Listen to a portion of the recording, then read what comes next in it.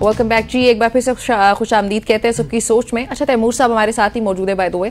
तैमूर साहब, ये जो बिल पास हुआ, फॉर एग्जांपल आप जलसे जुलूस नहीं कर सकते इंतजामिया की इजाजत के बगैर, तो ये सिर्फ तहरीक इंसाफ नहीं, इसका शिकार तो मेरे ख्याल में एक आम आदमी भी। अगर किसी को एहतजाज करना है, मुझे कल को किसी चीज पे एहतजाज करना है, हुकूमत से अपनी कोई बात मनवानी है, कोई अपनी डिमांड पेश करनी है, तो मेरे ऊपर तो ये कानून लागू हो जाएगा और मैं तो भाई 10 साल के लिए गई।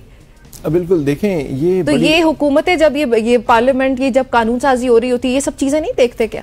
यही कह रहा हूँ ना कि वो अपने जाती मकासद के लिए मुल्क का नुकसान कर रहे हैं, अवाम का नुकसान कर रहे हैं और गैर आइनी काम कर रहे हैं। काला कानून है कि आपको आईन पाकिस्तान इजाज़त देता है फ्रीडम ऑफ एसोसिएशन की, फ्रीडम ऑफ असेंबली की, यानी कि आप किसी से भी ताल्लुक रख सकते हैं, आप पुरअमन तरीके से इकट्ठे हो सकते हैं। आपने सही कहा, ये सियासी जमातों की तो बात नहीं है, बेसिक ह्यूमन राइट्स में है, ये कोई खास चीज भी नहीं है। बिल्कुल आपके फंडामेंटल राइट्स हैं, राइट। सो आप ये देखें कि यहाँ आपका PWD का महकमा खत्म कर दिया गया, उसके मुलाजमीन एहतजाज कर रहे हैं, पुरअमन कर रहे हैं। आप ख्याल में यूटिलिटी स्टोर्स के मुलाजमीन ने धरना दिया। अब लोग कहाँ जाएं? आप चाहते हैं कि लोग अपना जो इजहार एहतजाज है आपकी हरकत के ऊपर, आपके फैसलों के ऊपर, आप वो भी ना करें, अपने घर के अंदर खड़े हो जाएं। बाहर निकलेंगे तो किसी भी वक्त थाने का SHO उसको अनलॉफुल डिक्लेयर करके या करा के और उसके बाद आपको पकड़ना शुरू कर देगा, उसको जेल में बंद कर दिया। ये तो बदतरीन जमानों में भी ऐसे नहीं हुआ। लेकिन इसमें जो देखिए, आपके ऊपर थोड़ा सा मेरे हिसाब से कानून थोड़ा सा डिफरेंट है। इससे पहले हमने देखा है कि सियासी जमातें यहाँ पे आई, हर जगह पे धरना दिया, लेकिन अभी क्योंकि आपके साथ कन्फ्रंटेशन चल रही है तो आपके ऊपर ज्यादा अप्लाई होता है, बाकी के ऊपर इतना होता नहीं। लेकिन ये देखें, वक्त एक जैसा नहीं रहता, ताकत एक जैसी। मैं आज अगर हवा की इज्जत में हूँ तो खुश गुमा की हो। बिल्कुल। अच्छा, तो वक्त अगर एक जैसा नहीं, अगर वक्त एक जैसा नहीं रहता तैमूर साहब, तो आपकी जमात की तरफ से भी ऐसी ही सिचुएशन, ऐसी ही सूरत हाल हमारे सामने आती रही, कल को फिर आप लोग अगर गवर्नमेंट में आते तो आप लोगों की तरफ से भी ऐसी लॉ मेकिंग होगी? नहीं, इस्लाह करनी चाहिए। देखें, हमारी पार्टी में खुशाइन बात, तो सेक्रेटरी जनरल भी सुलेमान अकरम राजा साहब हैं, एक वकील हैं, चेयरमैन भी इस वक्त पार्टी के एक वकील हैं, बैरिस्टर गौहर। तो हम जैसे लोग तो पिछली हुकूमत में, अपनी हुकूमत में भी आवाज़ उठाते रहे कि ये कानून साजी अगर ठीक नहीं है या किसी के साथ ज्यादती हुई तो बड़ा क्लियर पोजीशन है। हम रिवायती सियासतदान नहीं है, हम तो वाकई तहरीक इंसाफ के इंसाफ वाले हिस्से से जुड़े हुए हैं। चाहते हैं कि इंसाफ की तगदो हो, मामलात आगे बढ़े, एक आम शहरी को, आम आदमी को। ये क्लिप हम तैमूर साहब सेव कर लेते हैं आपका, कि जब कल को आप लोगों की हुकूमत आए हम लोग रीप्ले करेंगे आपको याद दहानी कराने के लिए कि ये इंतकामी सियासत नहीं हो आपकी पार्टी की तरफ से। आप ही के लिए बहुत सारे कानून पास करवाए गए। जिन्होंने गलती की है, कोई गैर कानूनी काम किया, उनका एहतसाब पूरा होना चाहिए। अच्छा, देखिए एहतसाब के नाम पे कानून साजी बिल्कुल अवाम के लिए होनी चाहिए, जाती मकासद के लिए नहीं होनी चाहिए। अच्छा, वैसे आपको अभी ये जो आजकल हमारे चल रहा है, नेशनल असेंबली के जितने भी इजलास अभी तक हुकूमत बनने के बाद हो चुके हैं, कोई 2-4 बिल्स आप गिनवा सकते हैं इस वक्त जहां जो जिनमें अवाम के मफाद की बात हुई? मैंने ये सवाल कल नून लीग के एक MNA से पूछा।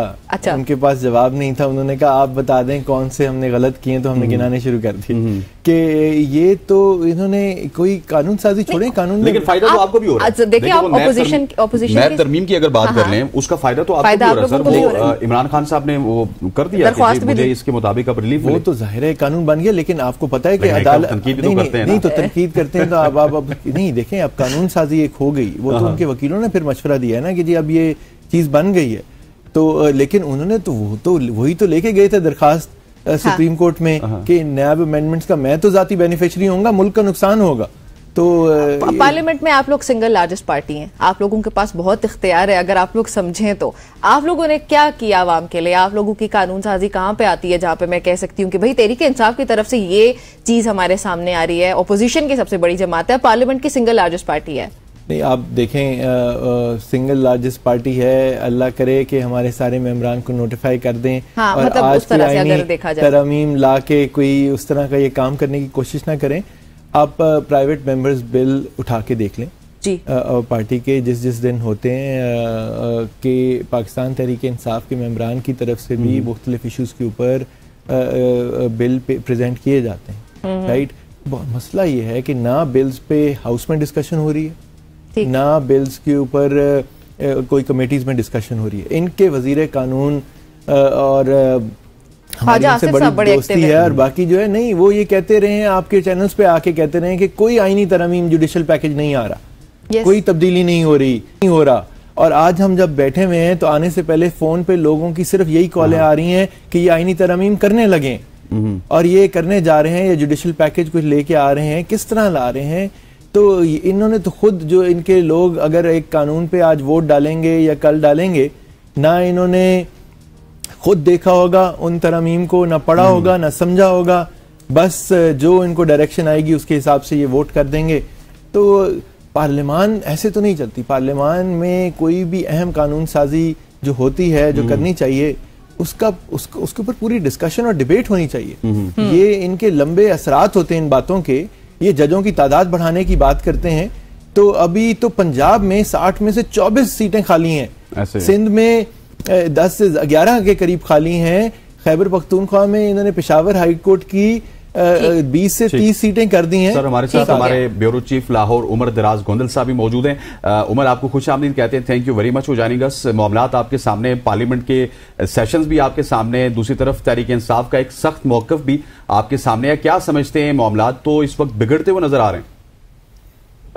बिगड़ते हुए नहीं, अब तो बिगड़ चुके हैं। अब तो उसमें बिगाड़ जो है उसमें शिद्दत आ रही है। ये बात जिस तरह मैं सुन रहा था, देखिए, हमने कसम खा रखी है कि हमने किसी मामले में संजीदा नहीं होना। हमने ये तहिया कर रखा है, अगर कोई ऐसा प्लेटफॉर्म है, हमने उसकी अगर कोई वुकत है तो उसको बेवुकत करना है। आप देख लीजिए कि जब पार्लियामेंट के अंदर जो कुछ हो रहा है, जिस तरह से कानून साजी के ऊपर बातचीत हो रही है, जिस तरह वहां तर्ज अमल हो रहा है, जिस तरह वहां आप अरकान असेंबली को, मुंतखब अरकान असेंबली को ट्रीट कर रहे हैं, मुझे ये बताइए क्या पैगाम क्या दे रहे हैं लोगों को। आपने देखा कि अख्तर मेंगल साहब का जो इस्तीफा था, उन्होंने उस सारे मामले के ऊपर क्या पैगाम आपने दुनिया को दिया है। आप यही कह रहे हैं, दुनिया में क्या होता है, आप यही कहते हैं कि असेंबली में आए, असेंबली का प्लेटफॉर्म यूज करें। असेंबली का प्लेटफॉर्म यूज करने का क्या मतलब है? वहां कुछ संजीदा बहस होगी। अब जैसा जजेस वाला मामला है या नैब तरामीम हुई, ये तो यूं लग रहा है कि इस मुल्क के अंदर जो चंद खानदान है या इस मुल्क की जो अशराफिया है, ये असेंबलियां उनका डिबेटिंग क्लब है। ये असेंबलियां उनके मफादात के तहफ्फुज के लिए है। और ऐसे लगता है कहीं किसी घर में सास बहू की बस कॉन्स्टेंटली लड़ाई हो रही है, अवाम की बेहतरी के लिए, फलाह बहबूद के लिए, या जिस काम के लिए आप मुंतखब होके उस फ्लोर तक पहुंचे वहां पे वो बात ही नहीं होती है। बिल्कुल वही बात है कि आप वहां बजाय इसके कि जिस तरह कोई लॉ लेके आते हैं उस पर कोई डिबेट करें, उसके असरात देखें, पाकिस्तान के पर्सपेक्टिव को देखें और नामुमकिन चीजों को मुमकिन बनाएं।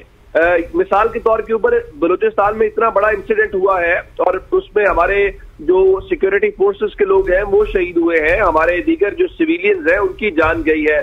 मुझे बताइए कि आपने किस दिन आपके असेंबली के अंदर पूरे का पूरा दिन मुख्तस किया गया हो, और मुख्तस का मतलब सिर्फ तकरीरें करना नहीं है, एक संजीदा मश्क हुई हो, हमें लगता हो कि इस मुल्क के जो जिम्मेदारान हैं वो वाकई इस मामले के ऊपर हसास हैं। आपने किस दिन ये देखा कि अफगानिस्तान का मैटर इतना सीरियस है या हमारी फॉरेन पॉलिसी क्या होगी, हम उनको कैसे ट्रीट करेंगे, उनको कैसे हैंडल करेंगे। हम जो है अपने अकाबरीन को बुलाएं, हम जो हमारी मजहबी तबके के लोग हैं जो असर और रसूख रखते हैं अफगानिस्तान के अंदर या जिनकी आवाज सुनी जाती है, उनको बुलाएं और हम एक संजीदा कोशिश करें। या इस वक्त आप देखिए कि आपने अगले महीने में आपके यहाँ कॉन्फ्रेंस हो रही है एससीओ की, उसको लेके आपकी क्या स्ट्रेटेजी होगी। इसी तरह उमर साहब, मैं एक पॉइंट आपसे जानना चाहूंगा। मलिक साहब भी यहाँ पे मौजूद हैं, तहरीक इंसाफ के रहनुमाएं, लेकिन ये दोनों तरफ से हमें प्रायोरिटीज में नजर नहीं आता। हुकूमत किसी तरह से अपने आप को जस्टिफाई करने की कोशिश कर रही है, और अगर दूसरी तरफ तहरीक इंसाफ को देखा जाए तो उन्होंने सब तवानाइयां इस वक्त लगाई हुई है कि किस तरह इमरान खान बाहर आए। देखिए, उसमें बात ये होती है हाउस को चलाना, ये बात ठीक है, ऑपोजिशन का रोल भी होता है, लेकिन ज्यादा जिम्मेदारी गवर्नमेंट की होती है। क्यों जिम्मेदारी होती है? ऑपोजिशन तो आपको प्रोवोक करेगी, ऑपोजिशन तो एहतजाज करेगी, ऑपोजिशन तो चाहेगी, और फिर रही बात के उनकी लीडरशिप जो है वो जेलों में है और उनके साथ जो कुछ हो रहा है, आप क्या समझते हैं कि जब जो है लोग गिरफ्तार होंगे असेंबली के अंदर से और लोगों की चादर चार दीवारी का तकद्दुस पामाल होगा, तो वो शोर नहीं करेंगे, वो आपका ऐवान चलने देंगे, वो खामोश रहेंगे। देखिए, गवर्नमेंट को इस हवाले से ज्यादा जिम्मेदारी का मुजाहरा करना पड़ता है। उसके बाद हम जब गवर्नमेंट सही संजीदा से चलती है तो उसके बाद अपोजिशन की बारी आती है और फिर अपोजिशन को कहा जाता है कि भाई आप क्यों नहीं ऐवान में आ रहे, आप क्यों नहीं वहां पे बात कर रहे। जिस तरह देखे ना, तहरीक इंसाफ ने जब इस्तीफे दिए तो हम सब ने तनकीद की कि आप गलत कर रहे हैं, आप ऐवान में आए, आप अपना एक प्लेटफॉर्म जो है वो बंद कर रहे हैं, आप अपना एक दरवाजा बंद कर रहे हैं। अब जब ऐसे में गवर्नमेंट वहां खड़े होकर खुद कड़ियां लगाए और यूं लगे कि जैसे ये मोहल्ले के बच्चे हैं और एक दूसरे के साथ लड़ रहे हैं और कह रहे हैं मैं तुम्हें देख लूंगा, वो कह रहे हैं तुम आ जाओ मैं तुम्हें देख लूंगा, ये वो वाली कैफियत है। ये जो कौम के जो होते हैं ना रहनुमा होते हैं, ये वो वाला रवैया नहीं है।